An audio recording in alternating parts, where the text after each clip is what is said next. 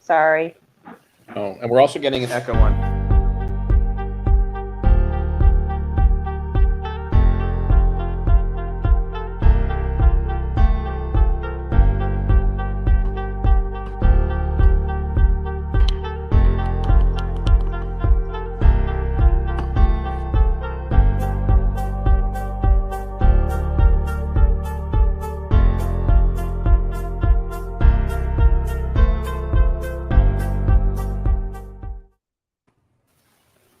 Hello, everyone. This is Jefferson Big J Kelly with Beyond Trek Podcast. And tonight we're going to be talking about a very special fan film that was just released today. First, I want to do some introductions. And this is going to be for the film. And Josh, you might have to help me with the pronunciation here. I La Morte de la Guerre? Don't know. Okay. It's the death of war. Yes.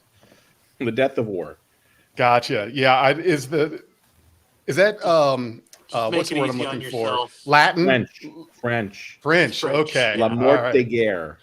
Gotcha. Tonight, we've got some very special sponsors for this live stream. Neutral Zone Studios, it's Ray Tessie.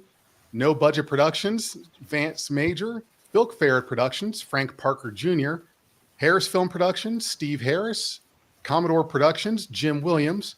Nature's Hunger, Joe Cepeda. Fan Film Factor, Jonathan Lane. Airy Studios, Alec Peters. NerdTube, Jason Eastman and Zamir Patwa. I hope I pronounced the last name correctly.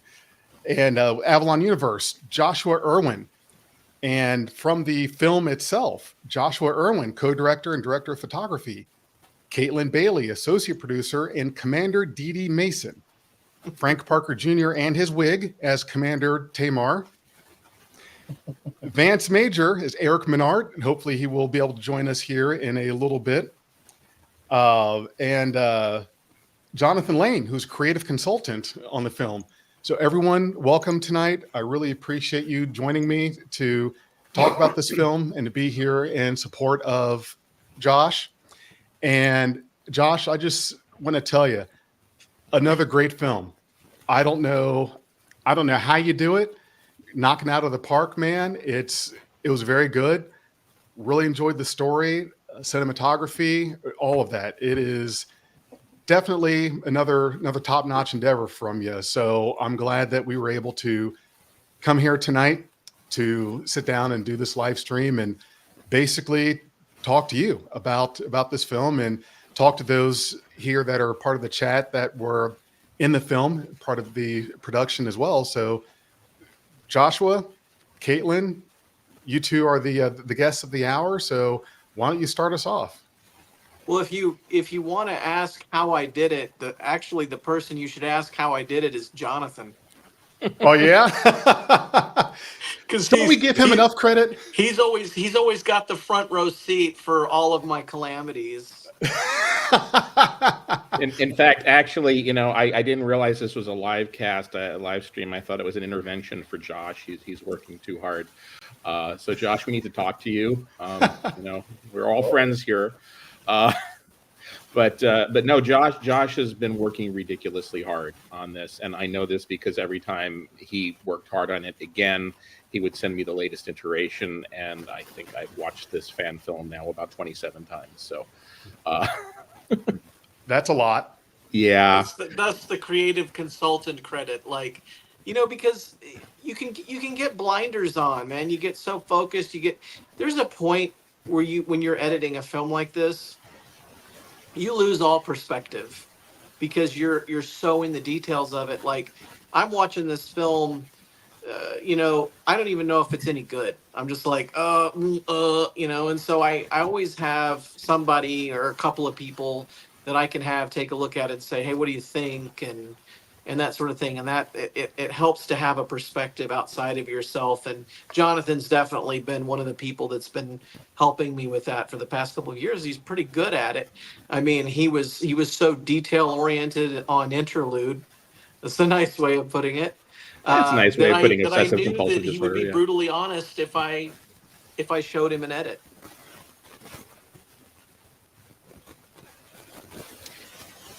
Oh, And hold on, I clicked on the wrong spot on the mic there. It's better to have that. Sorry, getting a little bit of feedback. I'll see if I can find out who that is. I think it's a much better thing to get the feedback that, if something works or not, to get an appropriate guidance on something, because I can tell you there's nothing more dangerous than to always be told looks good, sounds good.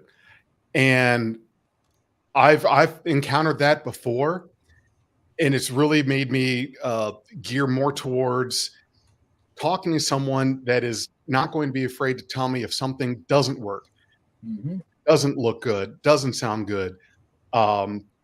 Because if you don't get that, what can happen is you put something out there that could not be good at all, be trash, be bad, and it can just tank your reputation right away. And if people don't tell you while you're working on it, they'll tell you in the comments. Oh that's true. yes, Big time. yeah, you're going to find out in the comments. So it would be nice to know before it comes out than later. And it's a good thing you had Jonathan in your corner to critique and help along with that, because it does pay off. It really does. And I know that there was a comment that you made when you made the post on Facebook was at some point you just have to put the paintbrush down. Yeah. You've got to put it No, down. you really do. And it harkens back to when I was working on Doomsday. I thought we were just going to get savaged when we released Doomsday. I thought people were going to hate it. And so I was just working on it obsessively, trying to make it like the best it could be. And there was a point where Ray Tessie called me on the phone. He's like, "Hey there, Cecil B. DeMille.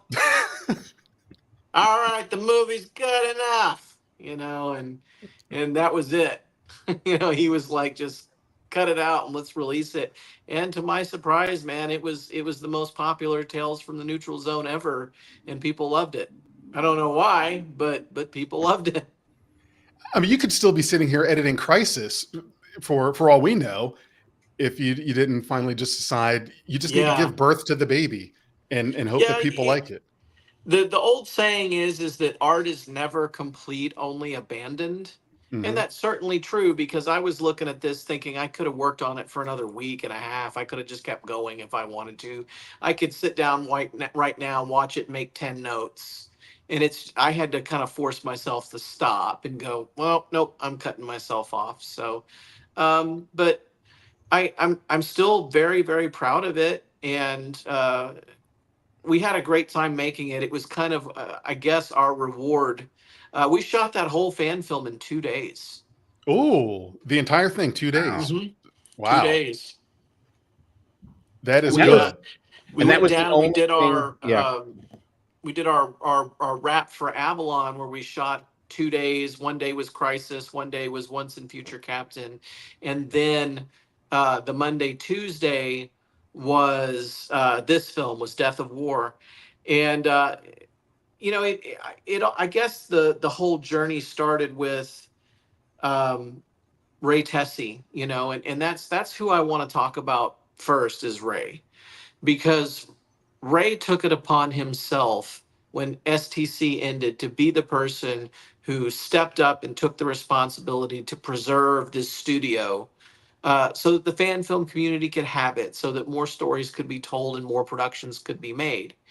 And he and I had a little bit of a misunderstanding really early on, but once we got on the phone, man, he shot straight with me. I admitted what I did wrong. He admitted what he did wrong, and we were friends again. 10 seconds later, he says to me, "Hey, would you mind coming down and helping out with Doomsday?" And so I went and helped with Doomsday, and that started as just me filming it. But then he had like studio producer or studio manager responsibilities come up, and he's like, "Hey, I gotta go take care of this stuff. Hey, can you just finish this movie for me?" And so I took over Doomsday like a third of the way through and finished it while he was like being the studio manager. And the thing about Ray is that he's always defied the odds. I didn't think that Neutral Zone would last this long, because when I first went down there, it's like, man, this is such a big thing for somebody to really take on. And it was like you didn't think anybody could keep it going for 5 years, but we're almost 6.5 now, and Ray's still finding ways to keep it alive. He's always beat the odds on stuff, and it's like, I've wondered how he hasn't had a heart attack or a stroke or something and died from all of the stress of managing that studio. And so I was just like, hey, making films is also really, really stressful. So why take on all of that? And I said, just let me help you with the films. And he was awesome enough to accept that and to say, yeah, come help me out. When we shot this film, Ray was out of vacation time and stuff because we had shot The Lost Starship a week before this. So it's like, the Lost Starship's been out for like, 6 months, 7, 8 months now.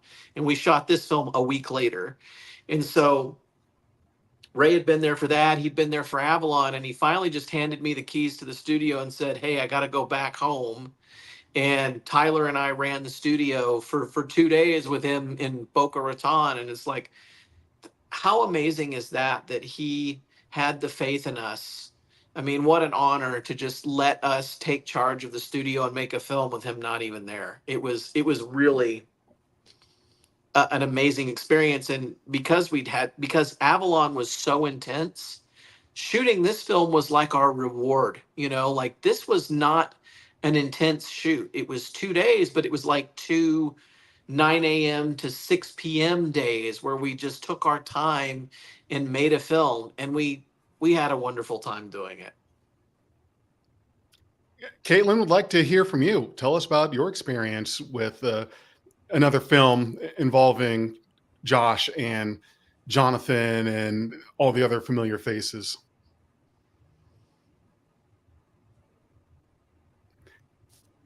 Oh, you're muted, Caitlin. To be honest There with you you. go. Can you hear me now? Yep. Yeah. You're good. Okay. It's always a privilege and an honor to work with everybody from the filming community, to be honest with you. I mean, I always thank them for always including me, or at least thinking about me in the group. I really can't say how grateful I am to be a part of it, to be honest with you. Again. Well, I'm sure I it's always have a lot of fun. Go ahead. I'm just going to say, I'm sure it's always a pleasure to get that call of, we're doing another film. Need you to come in and shoot with us. Yes, it definitely is a great surprise, and I just enjoy every single minute of it.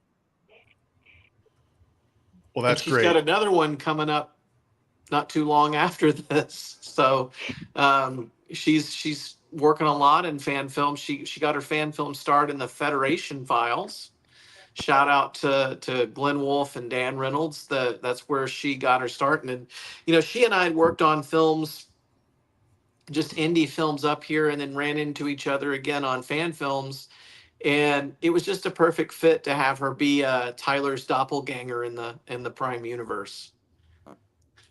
And Frank, you're no stranger to being on Star Trek sets and doing filming as well. So, and I'm glad that we got to see the wig. Do you have that with you right now? We've got to put that tribble on the screen. Oh, you're muted, big boy. And Frank is muted. He'll go get that wig for us. Yeah, that's great. We always like an appearance from the wig. The wigs are almost becoming as famous as Jim's alien masks. Yes. Yeah, pretty much, ain't it? Yeah. We all have to have that prop, the prop that you're known for. Frank, you got to unmute yourself. Or here, I'll do it. No, can't unmute because Mute yourself, Frank. You're muted. Does anyone know sign language? You got to unmute yourself. Can't hear you. There we go. Okay. Somehow he's still muted. Yeah, we'll get them eventually. Technical difficulties with Frank. That darn It's a Romulan thing. That's Yeah, right. yeah, that's damn Romulans. One of the things I wanted to ask you about, Josh, is I saw this in the live chat during the film. You talked about the lighting. There was something I caught there, because one of the things that I always like to see when I'm watching Star Trek films, whether it's the CBS proper episode of the show or these fan films, I like the aesthetic of not dark, but I guess, for lack of a better term, the modern, like today's modern lighting of things Mhm. are, you know what I mean? And you'd mentioned incandescent lighting, and you're kind of pushed outside of your envelope with that. Can you expand on that some more? Well, what I'm talking about is actually the opposite of what you're talking about there, and Okay. that was how I I was driving when I was watching it, and I kind of glanced over and saw Yeah, it. So I no. apologize. How I pushed myself out of my comfort zone was a lot of times on Avalon or other fan films, I use some of the same techniques that they use in a lot of modern shows or modern Star Trek or whatever, and that's to use a lot of, like, what I'm lighting myself with now is modern LED light panels Do or you hear cop me now? lights with Yeah, we can soft hear you now, Frank. boxes and all that kind of stuff. Yeah. Grid and modifier and all that kind of stuff, and then you can do all kinds of colors and neat silly stuff that you used to not be able to do. Well, in the 1960s they shot and lit Star Trek a completely different way Yep. than they do now. Like, if you look at Strange New Worlds and you look at the original Star Trek, the lighting scheme of those two shows is diametrically different. I mean, they're as different as lighting could get. Strange New Worlds is very soft. Again, a very modern look. Whereas TOS, what that is essentially it's film noir with color. That's how that's always been described, as film noir with color. And now you can never fully replicate the look of TOS because you're not going to be using the same type of instruments that they had in the 60s. You're not shooting with the same kind of, they're doing celluloid 50 speed film, all that kind of stuff. But you can get close. You can use the same type of instruments, but maybe not the same ones. Like, if you went on set during the original Star Trek, you'd see 2,000, 5,000, 10,000 watt Fresnels. Here we were using 650, 300, and 150 watt Fresnels, but it was still incandescent tungsten Fresnels, the same style of instrument. And so you do the same kind of things. You light from angles, you use a lot of negative fill and cutters, and what you get is a very harsh look, which is, again, very different than what we normally do on Avalon, but it's very TOS. And I figured, since we're doing Prime Universe and since they had all of that incandescent lighting down there, why not do it that way? And Scott Johnson and Zeke Perry helped us out with the lights for the 2 days that we were shooting down there, and did an excellent job helping us out. Does the LED lighting give you more of an even light? Because the way I picture LED lighting is, you don't have that bulb. Like, I've got these lights in front of me here that are the the photography on the stand, big square that points. Well, there's a bulb in there, so there is like a center point, Right, where that light is. So there's an intensity more in the center. Whereas, and correct me if I'm wrong, with LED, it's even all the way through the physical bulb itself. you just have so much more control over LEDs. You Okay. can change the color of the light. You can make it, party gel colors. You can make it. You can use color, different color temperatures, from warm to cool color temperatures. Soft white, warm white, cool white, daylight. You can dim them. And the major difference between the two types of lights are that incandescent light, 70% of the energy that's generated by the instrument, it is dissipated as heat. So if you're pulling, 600 watts worth of electricity, like 500 or 450 of that is just going up as heat. and then 20-30% of that is light, but it's really bright, really harsh from a small little filament, and that's what makes that light so harsh. Well, because LEDs are the opposite of that. There's almost no heat on an LED. You can put all kinds of different modifiers on them, soft boxes and all kinds of stuff to make them even softer. So there's just so much more versatility with LEDs. That's why people use them. They use so much less energy. Like when we were using the incandescent lights, we were blowing breakers constantly down there. So there's a trade-off. The set gets hot. You blow breakers. The light can be really harsh, but then if harsh is the art, if you don't know how to use a harsh light like that, it'll just look harsh. But if you know how to shape it and make it into art, then you can do something with it. Right. So is this true? I think I forgot, was this the film you and I were talking about it at one point? I can't recall which interview or on what occasion, but you had to do post-processing or post effects on Frank, Mhm. on his. Now, the GPU power it would take to make Frank look decent, I'm sure is just, you have to have like a rendering farm. And now, Frank, you're a good looking guy, but I mean, you have to throw in some extra video cards there. So, no, what And you're basically muted what happened again. was Yeah, man. We're gonna have to start reading lips. both he and Skip were wearing the ears. They were wearing prosthetics. Yes, we So were. but There you the go, ears Frank. were Let's like hear a from Frank. weird color. They were like almost brown. They were really dark brown because we ran out of makeup. I didn't know we'd run out of makeup, or I would have just sent somebody to Walmart to get some. But that we were out of makeup and out of time, and so both sets of ears were like a dark brown and didn't even match their skin.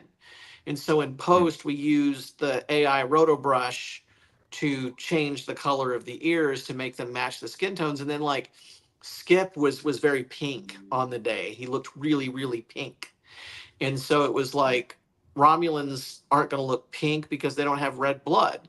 So I kind of used the roto brush on his entire face. And after I matched the ears to his face, I made the whole thing just a slight shade of green.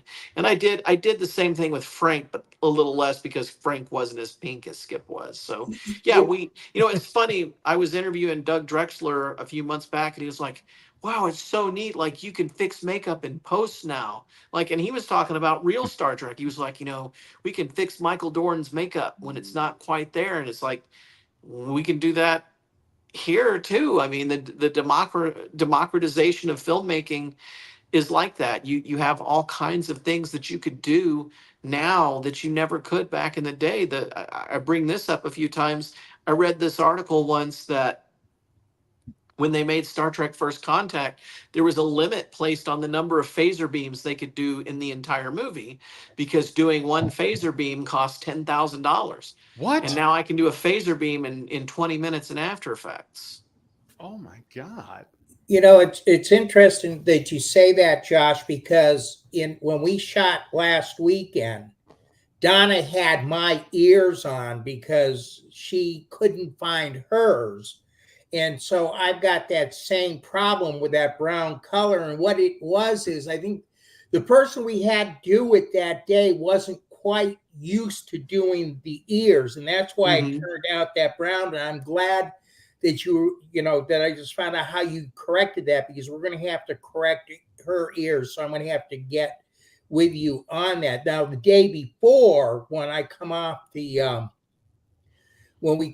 the transporter, that was a whole different situation. Yeah, that was a different day. Yeah, we had we had a professional doing it at that point. Yeah, basically what Frank's talking about there is on Sunday we were shooting the Once and Future Captain, and there's a sequence where there's a Romulan invasion, right? Where the Romulans board a ship and there's a whole bunch of them, like a whole gaggle of Romulans and Klingons. And we had a makeup artist who came out for that who was really good. And he was doing everybody's makeup, and he did a superb job with Frank and all his henchmen. And I was like, while we got Frank and the henchman there, let's just go ahead and get that transporter shot. We just, after we got some of the other shots we needed, we went to the transporter room and got that part where they beamed in, right? And so when Alex, that's Tuesday when Alex and all the security guards are there pointing the phasers. And then when Frank beams in, it's Sunday. And then we just, we ran out of makeup. And so we didn't have the supplies for the next day, which is nobody's fault. It just happens because we were running a skeleton crew. We had like 70 people on set on, Saturday, Sunday, and we had like 15 people on set Monday, Tuesday. But it worked out. It's in one little tidbit you'll notice if you look is that some of the same people who are red shirts in the background behind Alex are Romulans behind Frank. You have to look, but it's that we pulled a Larry Fleming there, and so you have some of the same people as Romulans that are red shirts. Well, your helm officer and was it Christine? Was that her name? The one that was in the engineering room? She had her makeup off that day. Oh, Kelly. Yeah, Kelly. Yeah. Who's in the chat. Yeah, Kelly.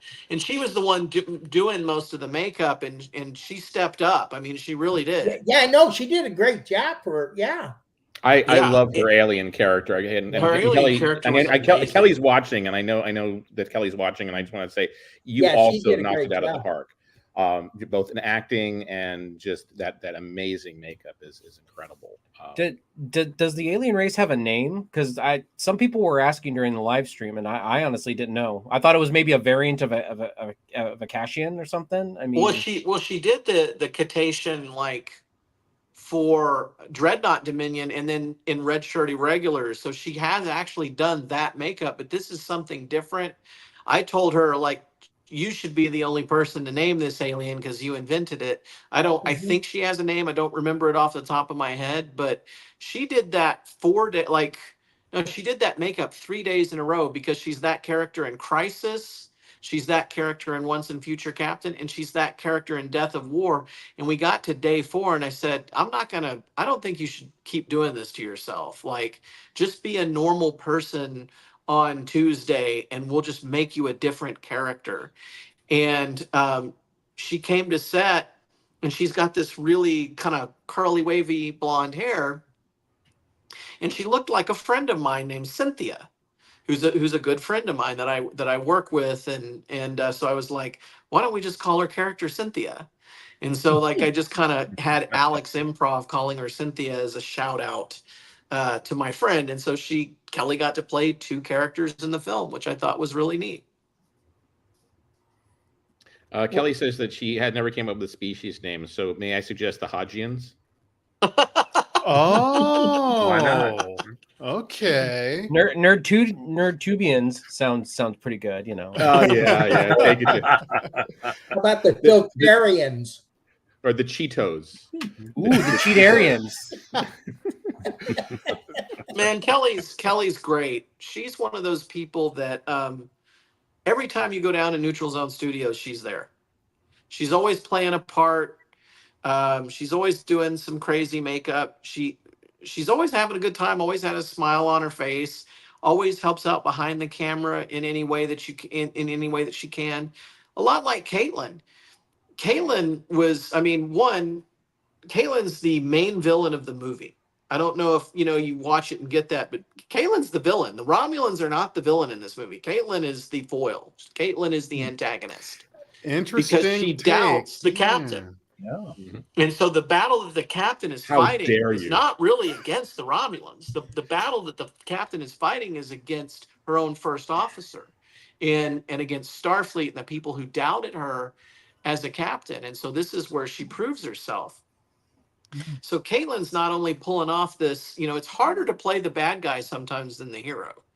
And so Caitlin's not only just doing this, she's like managing the production off camera. And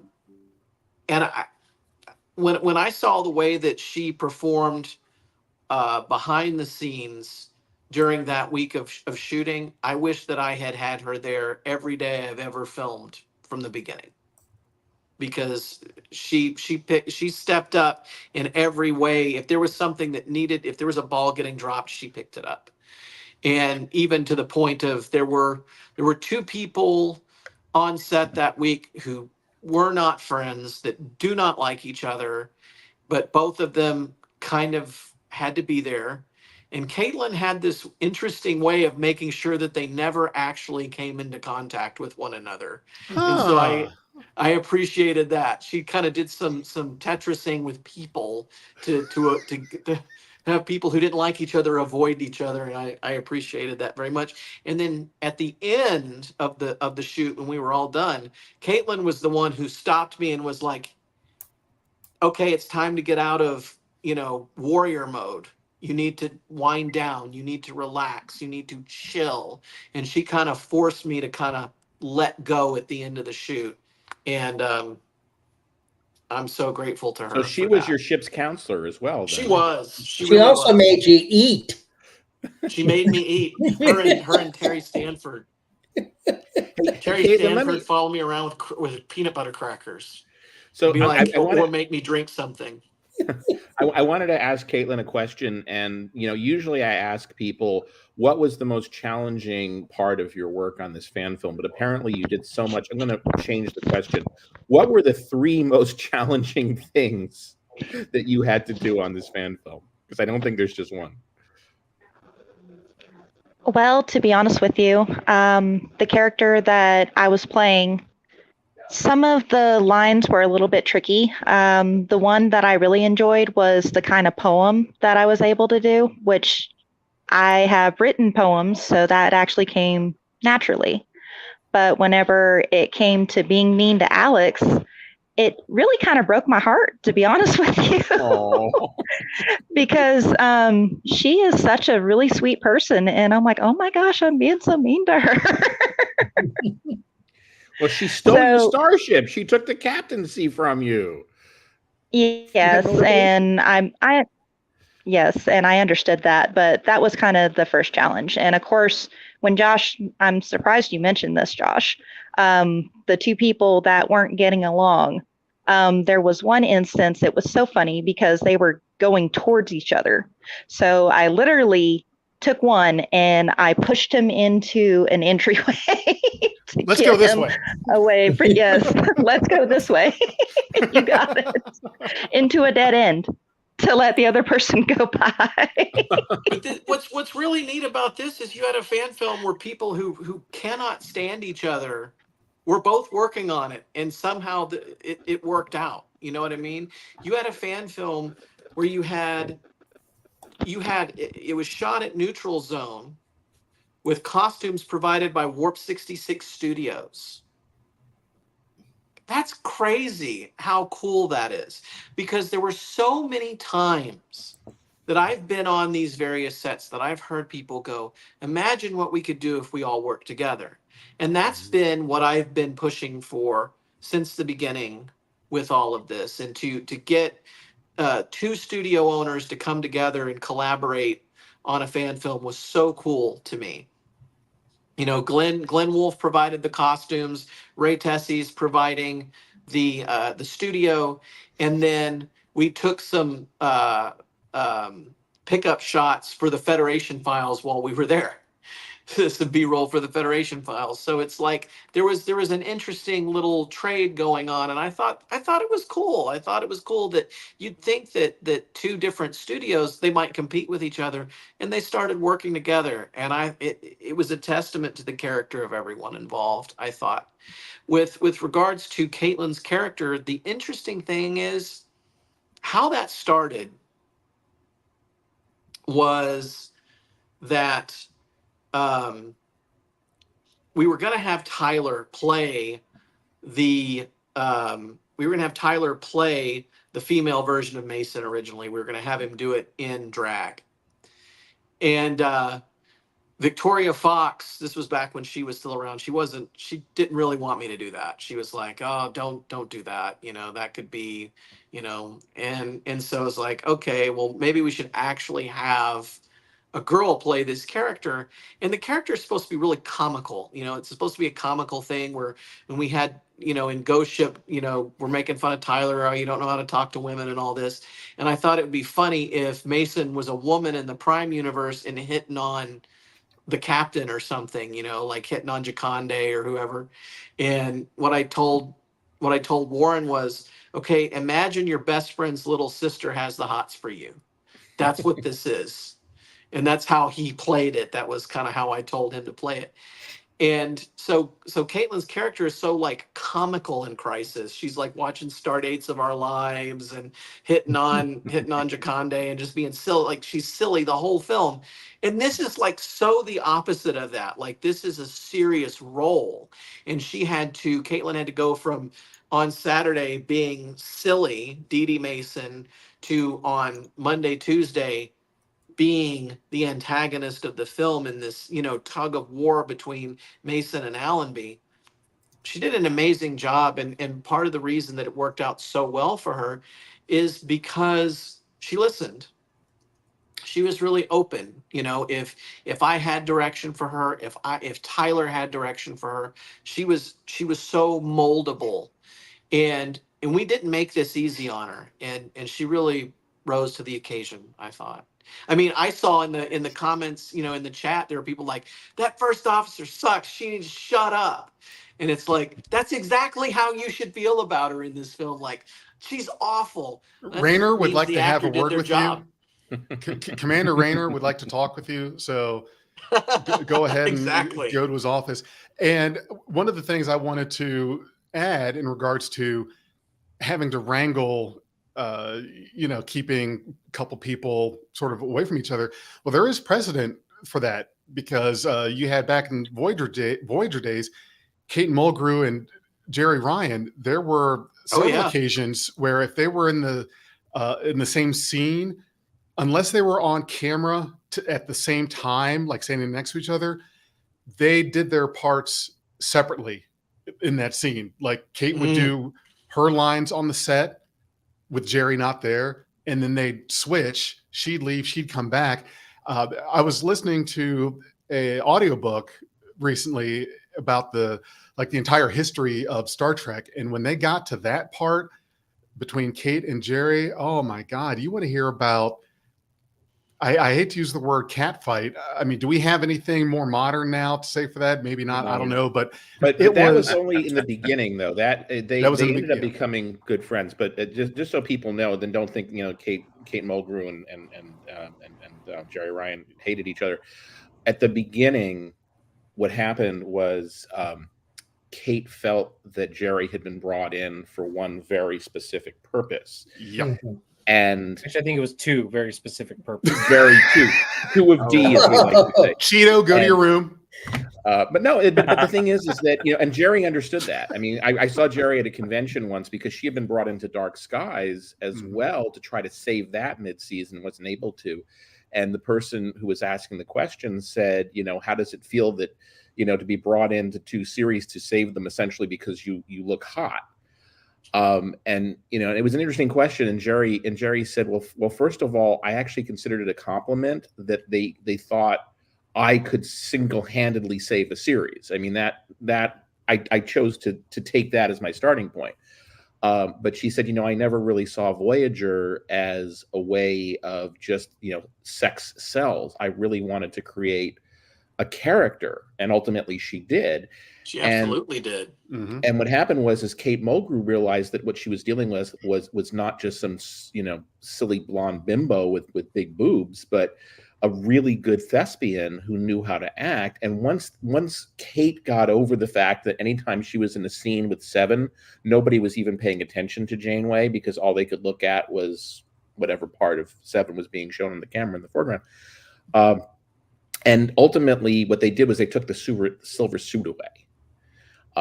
And as soon as they did that, and they toned it with the brown suit or the blue suit, you know, that was a much easier costume, obviously, for Jerry to wear, but also, you know, for other people to appear in scenes with her, because she just wasn't taking all the focus away from the other actor or the actress. So that's why Kate was initially really struggling with Jerry and doing scenes with her. But the scenes became so good that, you know, within half a season, Kate and Jerry were really, you know, they had an amazing synergy from what I heard. I mean, I don't know for sure, but I've just heard that they became very good friends on set. Actually, just to piggyback on that, as a Voyager not super fan, that's actually one of the relationships that I actually thought was really well done in Voyager was Janeway and Seven, because when you first start out, you really feel like it could be really cringe, like mommy daughter, blah blah blah blah blah. Yeah. But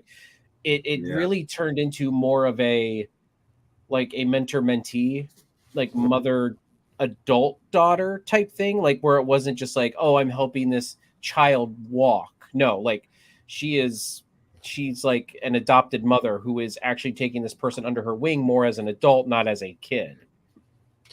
And the real tragedy of that is that Janeway didn't get to, you know, that Kate didn't get to be the one in Picard season 3 to promote Seven to Captain of the Enterprise. I mean, imagine if she'd been there in that scene. And it's a crime against humanity that Kate was not in Picard season 3. But she And it got would her have been own just series. one scene, really. I mean, Yeah. It's too expensive, and the thing is also Kate does not look like the Janeway from Prodigy. I'm sorry to say, you know, Kate is a lovely woman and a wonderful actress and whatever, but you know, she has definitely gotten older in many ways. So yeah, but I think Tim Russ was kind of wrinkly, you know. I was about to say, People age. Picard season 3 still takes place 20 years, I think, after Prodigy, because the Prodigy takes place in 80 something, right? Yeah, it's about 20 years later. So there's still 20 years. I mean, I think they could have made it. I think if they wanted to put... What I heard was just that Terry Metalis asked for that, and Kurtzman said no. probably because of, you know, the amount of money they'd have to spend for a very short period of time. If you don't want me adding, the way they aged her up at the end of Voyager, the final episode, she doesn't look anything like her older version from that episode. So probably that's one of the reasons why they didn't want to use her as well. It's very possible. I want to steer this back to Mort de Guerre, because I wanted to bring up another couple of things about shared resources. And, you know, obviously Frank, you know, brings his wig to this and his Romulan-ness. You know, we are in my ears. And his ears, the deadly ears. And his costume that he wore was his costume. Yeah. And that, yeah, I mean, Frank is his own, you know, resource bank. I mean, he is just, he brings with him whatever it is that you need in your fandom.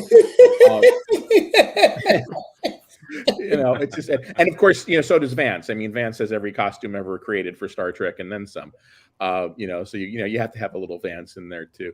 But I also wanted to point out something else, and this kind of affected me personally. Not only did you have resources from Glenn Wolfe of Warp 66, but you also ended up having a resource that I didn't even know you were going to have when you asked me to work on this, from Dominion Media, more specifically from Gary Davis. And so Jefferson, do you have that picture that I showed you? Okay. So all right. So Josh needed a Sulu scope. He needed a close-up of a Sulu scope because the one that he had taken from the studio, the Warp 66 studio, not Warp 66, the Neutral Zone, the one at Neutral Zone, does not look very, very good. And he needed a Sulu scope. And I get a text from him in the morning asking me if I can make him a Sulu scope.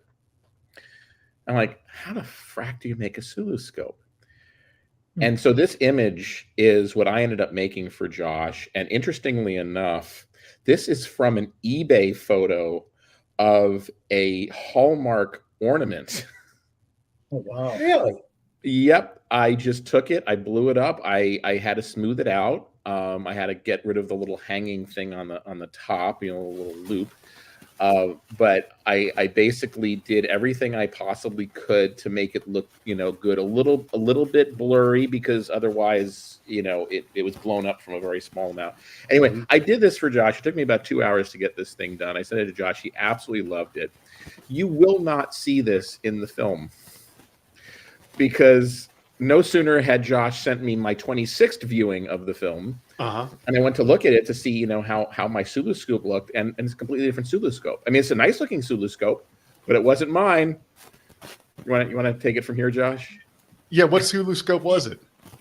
Okay, so this is a crazy story. I guess you don't have the photo of what we used, but okay.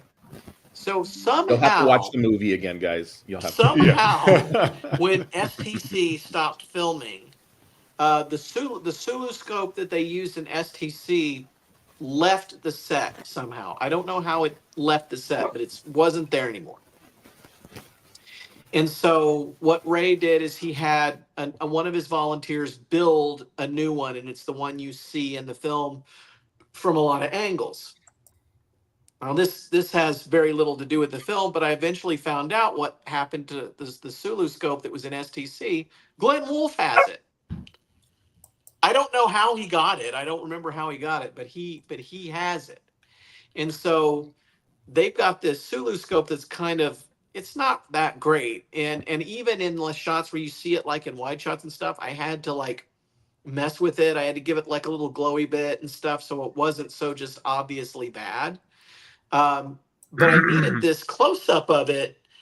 And when I had taken, I have all these stock shots of the view screen that I use. Like I just spent a day shooting nothing but view screen like a year, 2 years ago or something.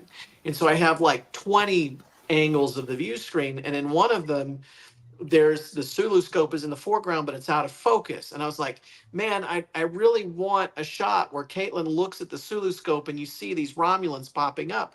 But in the angle I have, the scope is out of focus. And I want it to be the opposite. I want the view screen to be out of focus and the scope to be in focus. Well, it's pretty easy to make the view screen out of focus, but you can't make the scope in focus. So at first I like tried to draw one, and that was okay. And then Jonathan did the one that he showed me, and then I just see on a random like post that Gary Davis is like making a new one. He's like 3D printing a brand new Sulu scope for Neutral Zone. And I was like, oh my gosh, and it was beautiful. And I just messaged him and I said, I sent him the raw photo and I said, can you take a picture of that Sulu scope from this angle? And he did it with just his phone and sent it back to me. And then I took just a cell phone shot of Gary Davis's 3D printed Sulu scope, colored it and changed it and resized it, and then put the Romulan graphic in there, and boom, it's in the movie. And I think it's only in one place, but yeah, it's in the movie. And there went my art prop department credit, just poof, out the window. He tried. I mean, it was good. It was usable, but this was better. It's okay. Anybody else wants to use it, I still have the graphic. Just email me if you need a Sulu scope, and I'll let you. There you go. Well, and sometimes that's what we all have to do with these things is kind of crowdsource within each other for uniforms or equipment, things like that. And I wanted to tell Frank this while we're talking about that. So we had a conversation a few months ago about getting me the Scotty's bomber jacket that he wore in Star Trek 3 with the yellow shirt collar, that you have one. And I doubted that I could fit in it at the time, but I think I could now because since December, I'm down 120 from the, so it's thank you. I thought I was doing good at 30. Excellent. Yeah. I'm proud of you. So I might, thank you. So I may fit in it now, that dream may be a reality. I will send it off, sir. I also have to send you the commander pips. Right.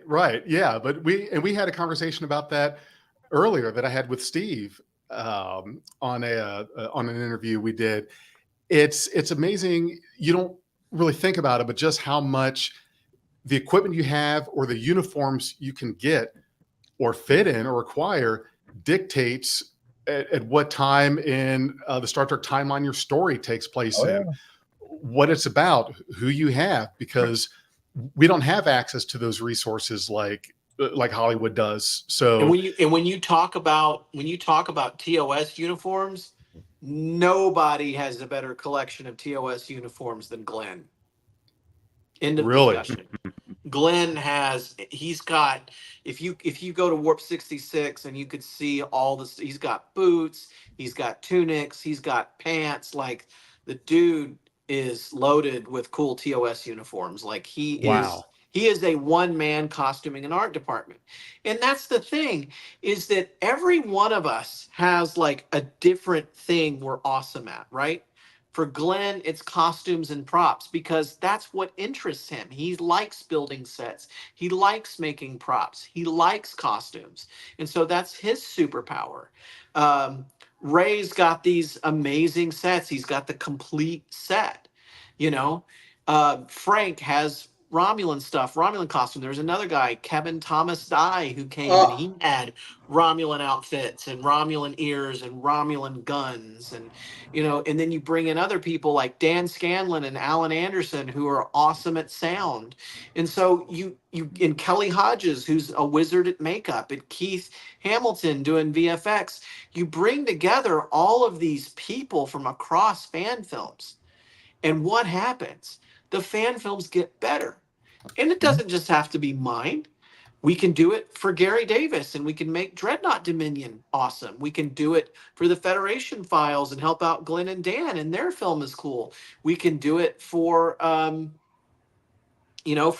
other Tales from the Neutral Zone. We've even over this year brought in 2 first-time fan filmmakers who've never made fan films before, and got a coalition together and helped those people with their projects. Mm-hmm. So it's like when people share their resources like this, it's awesome.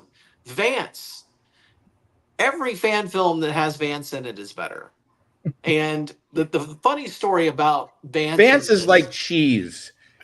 Cheese makes everything better. Or bacon. It does.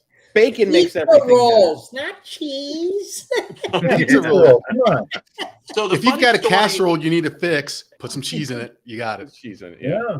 The funny story with Vance in this film is that as soon as I wrote the script, well, I wanted to put Vance in it. And so the first thing I did was I called Ray and I said, "Hey, Ray, I really want to have Vance in this. Is that okay with you?" And Ray's like, "Yeah, sure, go ahead, you know." And then I asked Vance if he was willing to be in it. And he was like, "Okay," because I felt it was really important that we don't try to portray Allenby as invincible or a Mary Sue. Like, she was a normal person with complex emotions who is handling a situation the best that she could.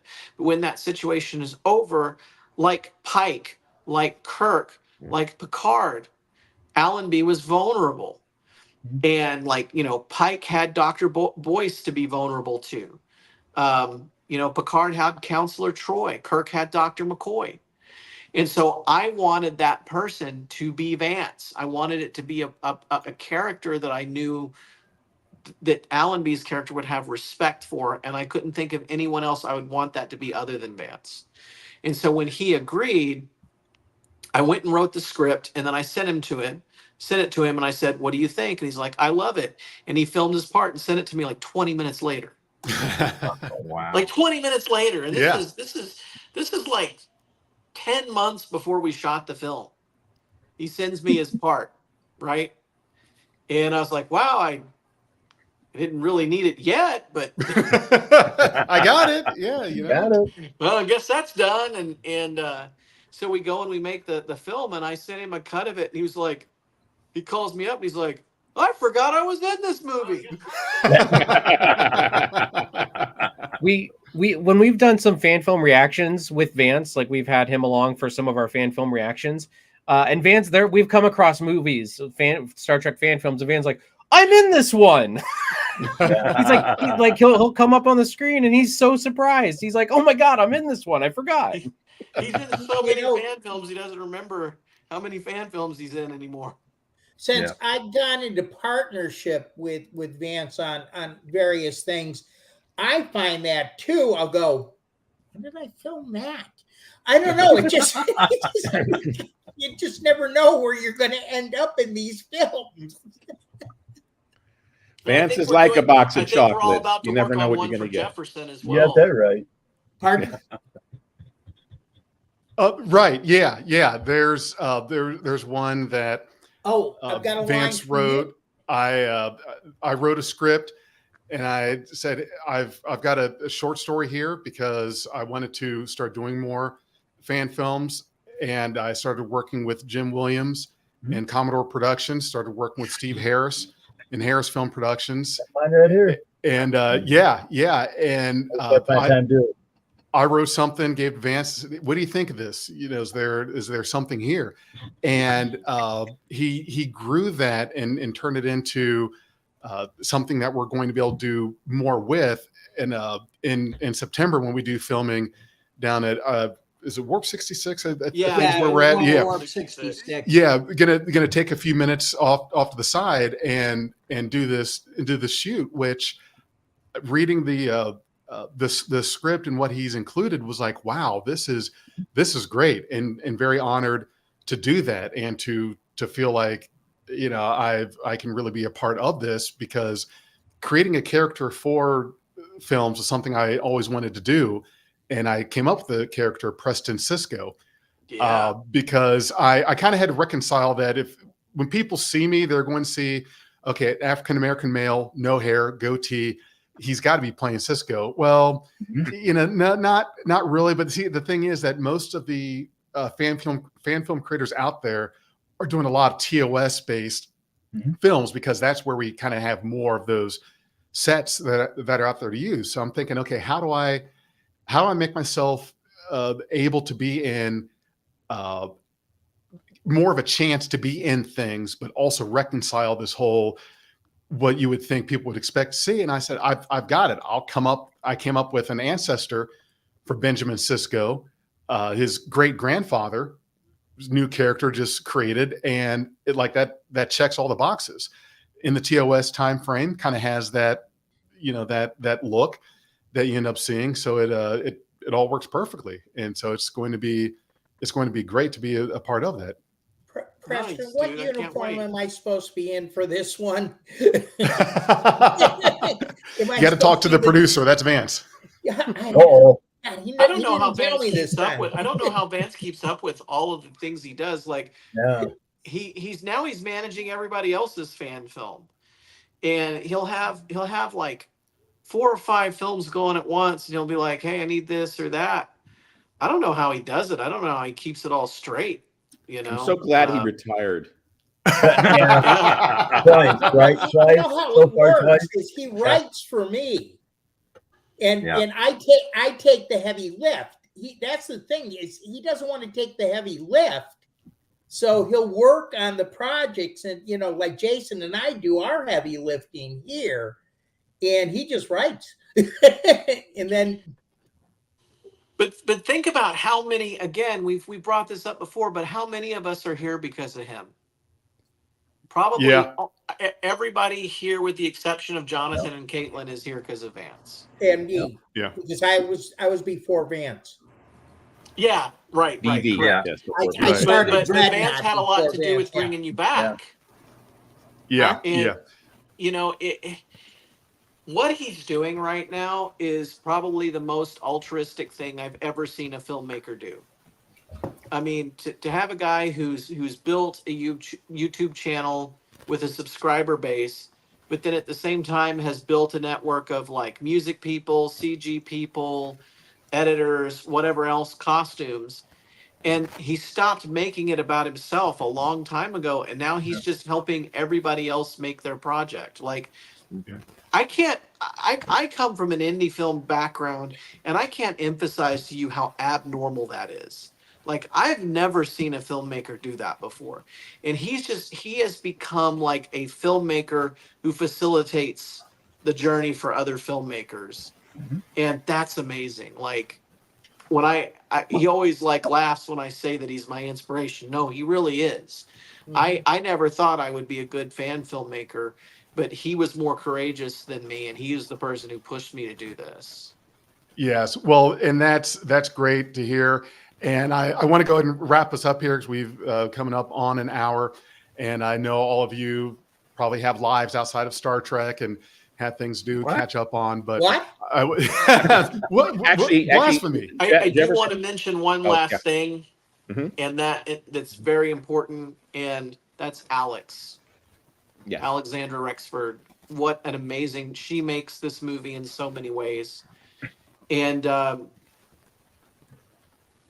it's hard to really express what I put on her, because we're talking about asking somebody to play a character based on your daughter. You know, like what kind of pressure is that? Mhm. And she stepped up and she played all these different versions of the character in Crisis, and then carries this version, this Prime Universe version, is very different than the Avalon version, into this Prime Universe story. She captures every single aspect of what it is to be a captain. The confidence, the self-doubt that you're hiding, the what I call the captain's gaze, just this I'm in charge, I'm contemplating the situation. The good of the ship is the only thing that matters. She did everything right. And she was a warrior for the 4 days that we were shooting down in Kingsland, right beside Caitlin. Um, Caitlin, I'll ask you, what do you think of Alex and what she brought to this? Well, as stated, Alex is definitely a sweetheart, and she's a fantastic actress. I mean, she played the character straight down to everything that was just needed. I mean, absolutely fantastic. And I would love to work with her again. And she has more material coming up. She's got one more film that we're going to release with her in it. Um, the thing about Alex is that she has, and I don't want to really, you know, just for the sake of her privacy, say much, but she's moved on to a more important phase of her life now. And but even with that approaching her, she did everything she could to honor her commitment to me, to Avalon, to this film.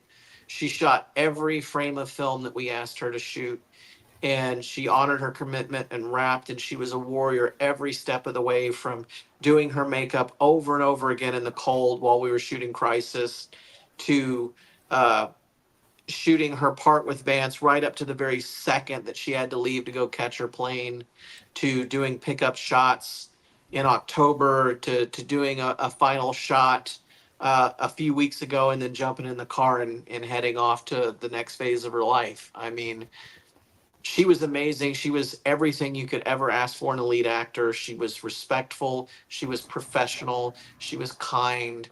She she did everything by the book, and the film world needs 1,000 of her, because she's an amazing person, and I can't say enough wonderful things about what she did. I felt her performance makes this film. It was on another level. She and Caitlin together made this film from a performance standpoint. Um, they took direction from me. They took direction from Tyler. Now Tyler, to briefly mention a little bit about him, when we wrapped the Avalon phase of the shoot, he went and had a really big wrap party in Jason Spriggs' hotel room until 5 a.m. And then we started shooting this film the next day. And so he's coming into the hotel room. We shared a room. He's coming in at 5 a.m. as I'm getting up to go to set. And he showed up at like 9 a.m. He made it till about noon on the first day of this film, and then collapsed in the captain's quarters and slept for about 4 hours.